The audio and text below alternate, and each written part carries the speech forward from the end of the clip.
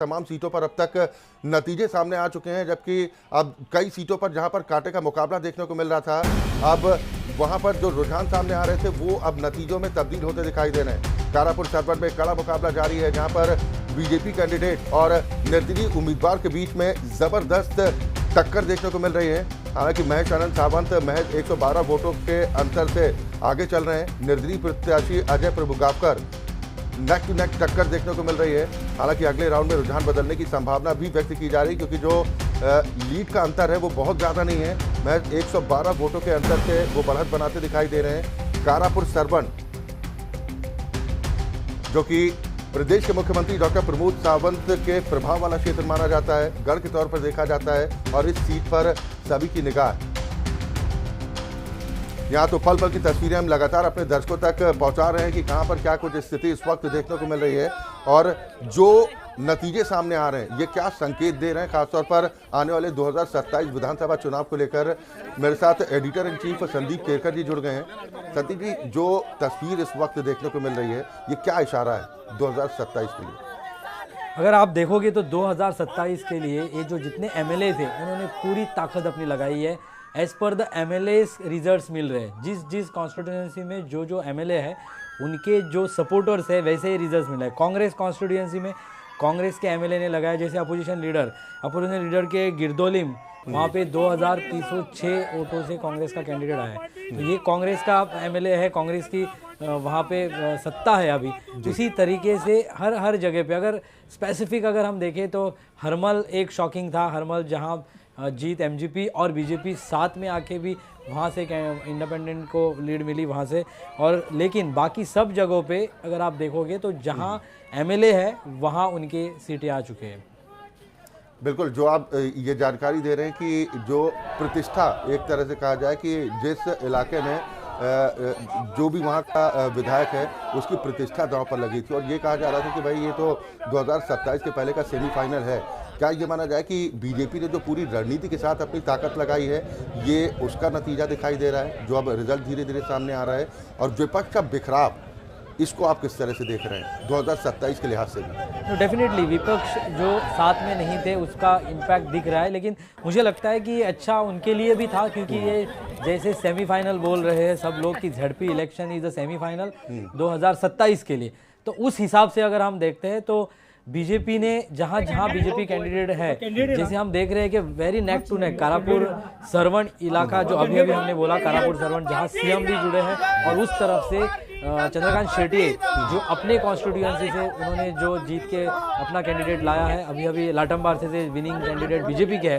तो उन दोनों तरफ से जो मिडल भाग है वहाँ पे आप देख सकते हो कि ये तीनों इलाका अगर चेक करते हो, मैं सीएम का कॉन्स्टिट्यूएंसी साखड़ी और बिचौली, इसके बीच में ये सब ऑटोमेटिक जो पावर बनता है, वहाँ पे बाय डिफॉल्ट बीजेपी आनी चाहिए थी, लेकिन वहाँ पे भी इंडिपेंडेंट कैंडिडेट लीड कर रहा है Ajay Prabhugaonkar. That shows that somewhere ये डिसअपॉइंटमेंट है जो लीड कर रहे हैं। रिजल्ट्स तो अभी नहीं है लेकिन हम देख सकते हैं। लेकिन एक तरफ अगर हम देखेंगे विश्वजीत की कॉन्स्टिट्यूएंसी अगर देखें, वहाँ पे स्ट्रांग है, जहाँ पे मुझे लगता है काउंटिंग इलेक्शन के बगैर वहाँ पे सिलेक्शन बहुत होते हैं, क्योंकि जहाँ विश्वजीत राणे के कैंडिडेट जैसे नीलेश पवार, जो अभी केरी से हमें न्यूज़ मिली है कि नीलेश पवार इज विनिंग, जो 13,000 प्लस वोटों से विन हो रहा है। उनके अगर डिफरेंस देखते हैं कांग्रेस तो 1,136, तो इतना डिफरेंस 10-12 हज़ार लीड जो मिल रही है, जो डेफिनेटली प्रूव कर रहा है कि अगले इलेक्शन में भी क्या होगा, कौन से कॉन्स्टिट्यूएंसी से कौन एमएलए जीत सकता है, ये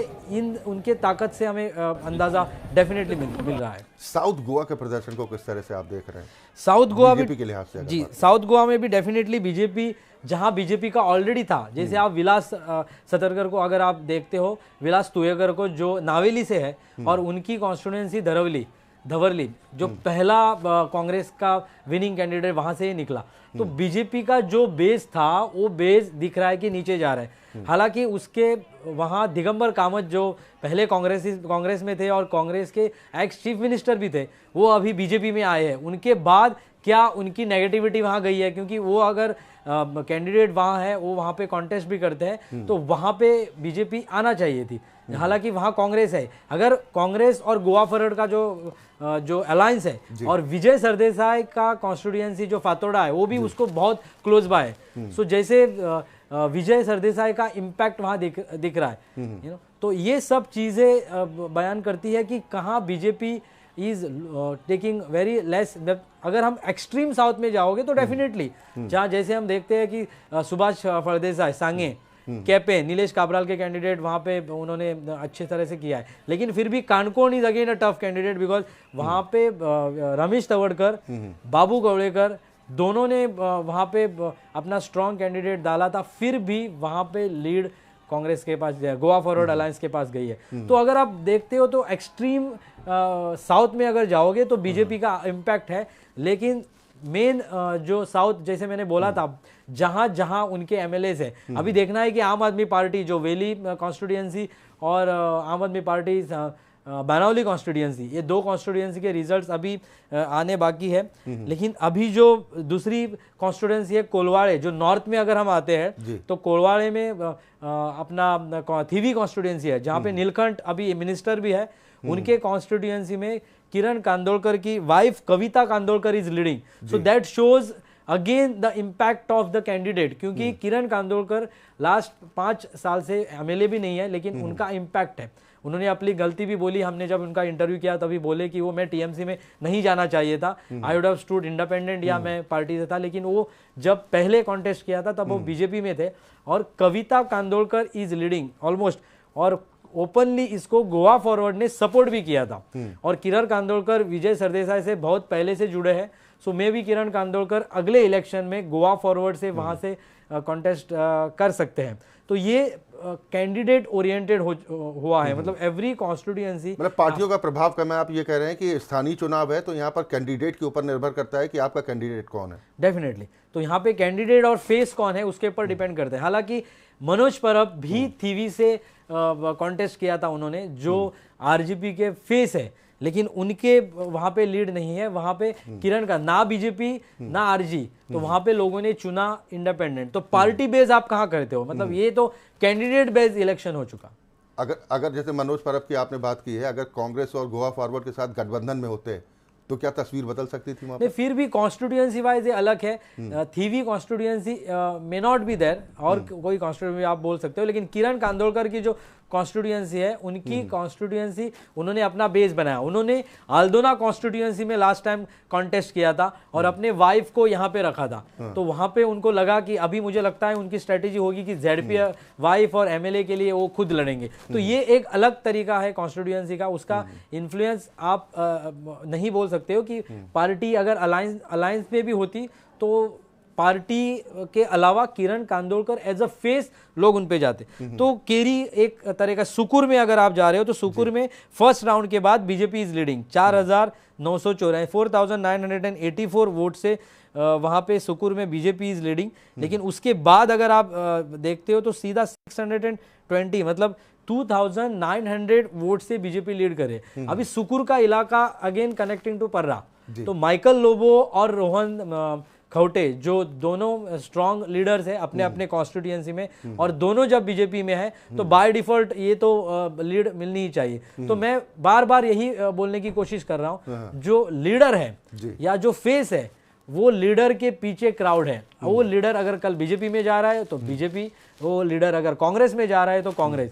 तो सुकुर का फर्स्ट राउंड हो चुका है और वहां भी ऑलमोस्ट 2-3 हजार से लीड आपको देखने को मिल रही है। ये बड़ा अंतर है जी चुनाव में जीत के लिए। अगर इतनी लीड 3 से 4 हजार वोटों के अंतर से आगे अगर आप चल रहे हैं तो जीत लगभग सुनिश्चित मानी जा सकती है।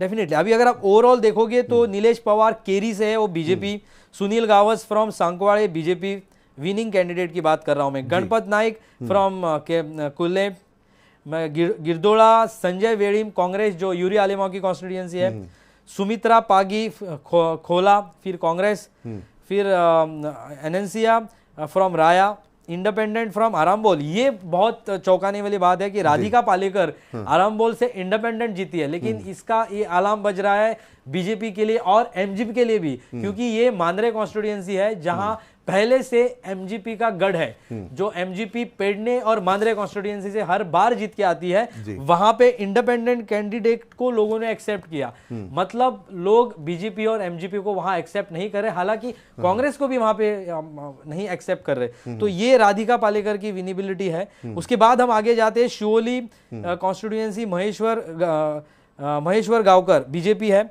सावड्डे मोहन गांवकर बीजेपी है, फिर नीलेश काबराल की कॉन्स्टिट्यूएंसी कनेक्ट करती है ये। फिर हम जाते हैं सांता क्रूज में, सोनिया नाइक आरजीपी ने अपना प्रूव कर दिया है कि आरजी का जो गढ़ है, अगेन वीरेश बोरकर जो हमें दिखा। उसके पहले वहां कांग्रेस था, संतानरे कॉन्स्टिट्यूएंसी, तो कांग्रेस के बाद वीरेश बोरकर आरजी ने वहां पे अपना झंडा फहराया और उन्होंने वहां पे अपना जो वोट बैंक है उसका पूरा पावर दिखाया है। सो आरजी अगर आप देखते हो तो सांता क्रूज में आरजी आ गई है। फिर बीजेपी अगेन कलांगुट, फ्रेजिला रॉड्रिगेज जो पहले कांग्रेस से लीड थी, बाद में कलांगुट, जैसे माइकल लोबो से हमारी सुबह बात हुई and he was very much confidence which he has proved कि कलांगुट में फिर फ्रेजिला फर्नांडिस जीत चुकी है। फिर शेरडे बीजेपी में अगर हम देखते हैं, शेरडे कैपे कॉन्स्टिट्यूएंसी, वहां पे सिद्धार्थ गांव देसाई जो जीत चुके हैं बीजेपी के। तो अभी शेरडे में है, शेरडे जो कॉन्स्टिट्यूएंसी में आप अगर कंसीडर करते हो तो वो कैपे और सावड्डे दोनों को टच करता है। तो कैपे में तो कांग्रेस है, लेकिन सावड्डे नीलेश काबराल है, लेकिन वहां पे भी बीजेपी आ चुकी है। समीक्षा नाइक फ्रॉम उसगांव, ये तो विश्वजीत राणे की कॉन्स्टिट्यूएंसी, विश्वजीत राणे की पूरी कॉन्स्टिट्यूएंसी अगर हम देखते हैं तो बाय डिफॉल्ट जो भी विश्वजीत राणे वहां अपने कॉन्स्टिट्यूएंसी में जिसको भी टिकट देते हैं, कैंडिडेट फाइनल करते हैं। जैसे मैंने बोला, ज्यादा इलेक्शन नहीं होगा, वहां ज्यादा सिलेक्शन दिखाई देता है। उसके बाद होंडा नामदेव चारी बीजेपी, अर्जुन मलिक लाटम्बर से फिर से बीजेपी। यहाँ पे भी लाटम्बर से एक गांव है, लेकिन यहाँ पे भी अभी भी वन मालूंगे जो एरिया है वो एरिया भी बहुत मैटर करता है, जो अभी भी वहां से रिजल्ट नहीं आए जेडपी इलेक्शन। क्योंकि लास्ट टाइम जितना मुझे याद आ रहा है कि वन मालूंगे एरिया में बहुत से काम नहीं हुए थे, तो उन्होंने वोटिंग करना ही बंद कर दिया। वो बोले हम वोटिंग ही नहीं करेंगे। तो वो एरिया बहुत स्ट्रांग है, लोग वहां के बहुत स्ट्रांगली डिसाइड करते हैं। वहां पे भी जो रिजल्ट्स आएंगे वो देखने लायक होंगे। सो वो भी एरिया शिरोडा सीट की बात की जाए, शिरोडा का मुकाबला कितना दिलचस्प आप देख रहे हैं? शिरोडा डेफिनेटली, शिरोडा वहां अपने सुभाष शिरोडकर वहां पे है जो शिरोडा से करते हैं, लेकिन आम आदमी पार्टी ने भी शिरोडा में और आरजी भी शिरोडा में बहुत स्ट्रांग है। वहां से जब भी रिजल्ट्स आएंगे लोग अभी भी शिरोडा के लिए रुके हैं, क्योंकि वो कॉन्स्टिट्यूएंसी एक ऐसी कॉन्स्टिट्यूएंसी है जहां शिरोडा में सुभाष शिरोडकर जो बहुत टॉल लीडर है, बहुत पहले से लीडर है, लेकिन उसके बीचों बीच महादेव भी आए थे जो आम आदमी पार्टी से बिलोंग करता है। उन्होंने भी वो उस कॉन्स्टिट्यूएंसी में एक टर्म निकाला है। तो शिरोडा के लिए भी आरजी ने बहुत अच्छे से टक्कर दी थी। सो वहां पे भी लोगों की अपनी राय, लोग वहां के लिए भी रुके हैं कि वहां का रिजल्ट क्या होगा। होंडा धवल्ली कांग्रेस है। तो हम अगर अभी देखते हैं तो कांग्रेस, बीजेपी, गोवा फॉरवर्ड, आरजी सब ने अपना खाता खोल रखा है। अभी भी आम आदमी पार्टी ने अपना खाता अभी तक शुरुआत नहीं किया है। देखते हैं कि एटलीस्ट उनके जो एमएलएज है वेलीम और बेनावली, वहां तो उनके आम आदमी पार्टी के चांसेस है कि वहां के कैंडिडेट्स वहां से चुने जाए। बाकी ओवरऑल गोवा का अगर हम लोग सिनारियो देखते हैं, right now BJP is leading all the places wherever BJP के एमएलए है, वहां पे बीजेपी इज लीडिंग। एक अगर हम हरमल देखते हैं, हरमल जहां एमजीपी बीजेपी है, वहां पे इंडिपेंडेंट कैंडिडेट्स निकल चुका है। बाकी जगहों पे as per the scenario it's going as per the MLAs. तो एंटी इनकम्बेंसी के तौर पर देखा जाए या फिर जहां पर कांटे का मुकाबला अभी भी देखने को मिल रहा है कि वो नाराजगी है? नहीं, साइलेंट वोटर्स बहुत है आप अगर देखते हो, क्योंकि मैं फिर से मांद्रे कॉन्स्टिट्यूएंसी में जाऊंगा जहां इंडिपेंडेंट जीती है हरमल